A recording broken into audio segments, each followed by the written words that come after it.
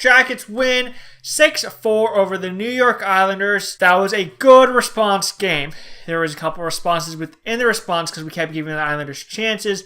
But after that collapse that we had, I don't even call it a collapse, that piece of crap game we had against the Oilers, we needed a big win. We got a bunch of goals. Bob made some big saves. I would like to have to just go out there and beat the Islanders, take it to them, give them nothing. Be the teams that we have been facing the past couple of games that comes in and pissed off, like the Devils or the Coyotes or the Oilers, and just go and just take it to the Islanders and beat them down. We did that in the first period, but we let them back in the second and third, and it almost cost us the game. Bailey got a hat trick, which is not good, but a fun fact, for the first time in franchise history, we are now 1-32-1 when a player scores a hat trick.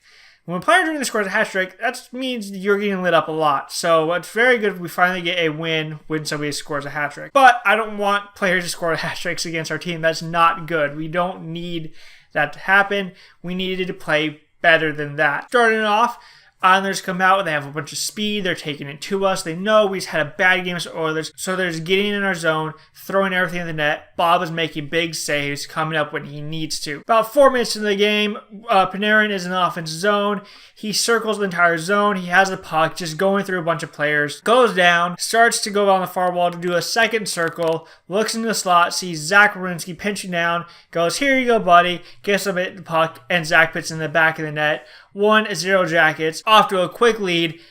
Amazing play by Panarin. How he went through the entire offensive zone, around players, through players, and nobody took the puck from him. I don't know how Panarin does some of the stuff he does, and to get that past to Zach Werenski, just amazing. And that is Zach Werenski's 10th goal of the season, and he continues to lead the league in defensemen for goals. I don't know how anybody votes against him for Norris. He is killing it as a defenseman this year. He's struggled a little bit, hasn't looked like the best defenseman, but he's still putting up points. A couple minutes later, we're coming out of the zone, and we enter the Islander zone. We dump it in, and the Islanders start to clear it out. Oliver Borkstrand goes to Eberle as he tries to get a puck out, hits Eberle, takes the puck, and gives it to Wennberg. Great play by Borkstrand. If he does not do that, Eberle gets the puck out of the zone and down the ice the Islanders go. But because he does that, he keeps the puck in the offensive zone, keeps us down there, working for a goal. We get it to Wennberg. Wennberg starts to carry to the center of the net. He's like, I'm just going to take it there, try and get something there. Tries to throw it on net. It goes wide, but Nudavaro had pinched down. Wide open net, Nudavaro just puts it in the back of the empty net, and it is 2-0 Jackets. Nudavaro's second goal of the year. Great work by Borkstrand. He made that goal happen. Yeah, Wennberg got it to the net, and Nudie put it in, but if Borkstrand does not do that, and he's been doing that kind of stuff lately, where he just goes and makes the hit to keep us in the offensive zone, and that's what we need more of. Coming near the end of the period, we get a power play, and I was like, here we go again, but the way we've been playing the first period, it just seems different. We have a little bit more jump. We're trying to do more stuff. And I'm like, maybe this is it. Maybe this is where the power play finally gets their act together and can do something. About the first minute goes by. We can't really do anything. Islanders keep clearing out of the zone. We finally get back into the Islander zone. And Islanders try and clear it. Panarin does a great job keeping the line. Gets over to Zach Werenski. Zach Werenski takes the shot, and you have Boone Jenner in front of the net, taking away Grice's eyes. And that's what we need more of. Somebody to stand in front of the goalie on the power play and make sure he can't see a thing. PLD catches it, takes it, throws it in the back of the net. That is his 6th goal of the year. Power play goal, and the Jackets lead 3-0. Great first period all around. We had a bunch of chances. We limited the Islanders to 4 shots, and we had 3 goals. Perfect period. That's what we needed to after the game against the Oilers. If only we could have carried it on. Couldn't. But hey, we still played a great game. And our first period was what we needed. It was a great response. Second period starts. The Islanders have more jump. They're coming at us a little bit stronger. We kind of back off a little bit because we have the 3-0 lead, which we shouldn't have done. We should have kept the foot pressure down. Just keep going at the Islanders. They're within our division. This is one of the games where you cannot take your foot off the gas.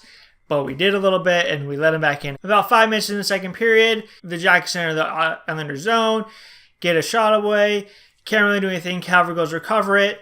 He has Bailey on him, so Calvert tries to poke the puck to the defense, and the defense is kind of backed off, and Bailey just picks up the puck and skates out of the zone, gives it to Tavares, and kind of goes like he's going to go to the bench. So we don't pay that much attention to him. Tavares enters the zone.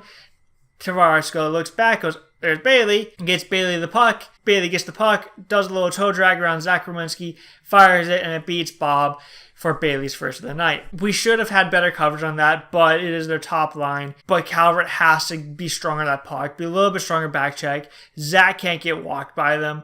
We let Tavares make the pass. It was just a complete defensive breakdown, and the Islanders took their chance and capitalized. A couple minutes later, the Islanders are in our zone. They're doing what we've been doing the first period. They put a guy in front of Bob, and they cycle the puck. They get to the point, they take the shot, Bob makes a save, gets a rebound, goes right to an Islanders player, pits in the back of the empty net, and the Islanders were within one. Great work by the Islanders. They just sat in our zone, did their thing, put a guy in front of Bob, the things you have to do to win games, and they're starting their comeback now. A few minutes later, the Islanders are in our zone. It's the Islanders' top line of Tavares, Bailey, and Lee against our fourth line of Sedlak, Mott, and Schrader. That's a little bit different level of talent. One team has way more talent, and we get caught in our zone. Islanders start to work it around. They get to the point, shoot it. Tavares has it along the boards behind the net. Bailey knows what Tavares is going to do, so he just starts to skate towards the net. Tavares throws a pass backwards. He gets it. Bailey gets on his stick. Skates in front of Bob. Throws the backhand over him. Hits the crossbar and goes in, and the Islanders have tied it up. And that was Bailey's second goal of the game. You could tell, though, they wanted to come back in this second period, and they pushed that entire second period. They were trying everything they could, and we let them take advantage of their opportunities. About a minute after Bailey scores, the Islanders dump it in. It is Zach Werenski and Johnny Boychuk, who is the defenseman, in a foot race back into our zone. Boychuk kind of loses an edge, falls, hits the boards, is clearly in pain. He's had shoulder problems in the past. Something is not right here. Zach picks up the puck, gets it to Borkstrand. Borkstrand bounces the puck off the boards, gets it to Atkinson, and we enter the line 3-on-1. Atkinson gets down a little bit. He makes the pass over to Seth Jones. Jones takes the shot, and it beats Grice. Sucks that Boychuk got hurt on that play. He was fine. He returned for later in the game, but that's part of what happens in the league when you use your defensemen as forwards and use them with pressure. This could have happened to us very easily. That could have been Zach Werenski chasing down the Islander defenseman, loses his edge, and hurts his shoulder. Worked in our favor, but that's one thing we have to be cautious of. That's why you have to have a forward back covering the defenseman that's up in the play. But we take advantage, and Borkstrand has his second assist of the night, and that is Jones' fourth goal of the year. Coming to the end of the period, Islanders are in our zone. They work over Tavares. Tavares has a beautiful wide open net, and Bob gets over and goes, nope, not happening. We get to the puck. We work it out of our zone. We get into the Islanders zone. And Winberg does a great job. He's on the wall. He's moving the puck back and forth, trying to get free while some of our guys go for the change. Islanders player trips him, holds him. I don't know what the call was going to be, but ref's arm goes up. So Bob books it to the bench really fast, like he does. As Foligno gets on the ice, Foligno starts to skate the center of the ice. Winberg gets the puck down to Borkstrand. Borkstrand sees Foligno heading towards the net, gets in the puck. Foligno walks across the top, throws a shot in net, and it gets past Rice, and Jackets lead 5-3. Great way to finish a period. That is Foligno's seventh goal of the year, but Winberg did a great job on that play, moving the puck around, drawing attention to himself, making sure somebody was on him, and he drew a penalty. So we move on to the third period. We know the Islanders are going to come out, have a strong push. A few minutes into the third period, we take a penalty, which I'm like, okay, our penalty kill strong this year, doing great. Boone Jenner gets kicked from the face-off circle, which means Matt Calvert now has to take the face-off against John Tavares. Guess who wins that face-off? John Tavares. Calvert did a very good job on, though. He tried to push Tavares, but Bailey was just right there, grabbed it, throws it at the net, and it beats Bob for his third goal and his hat trick. There wasn't much we could have done that penalty kill. It was 3 seconds. Would have loved to not take the penalty. Maybe if Jenner doesn't get kicked, maybe wins the face-off against Tavares, but doesn't happen. Bailey gets a hat trick, and now it is a 5-4 game. For the most part, though, we just locked it down. We had some chances, couldn't beat Bryce anymore. We would end up getting the empty net goal with about a second left. It was Josh Anderson picking up his 12th goal of the year there. But third period was a lockdown period. Bob played strong, and we just took the win, got the 2 points, and we just had a good response game. Now, we have to continue this. Our next couple of games.